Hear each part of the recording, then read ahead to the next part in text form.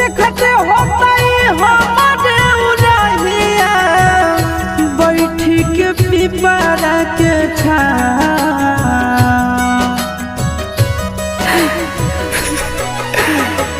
देखते होता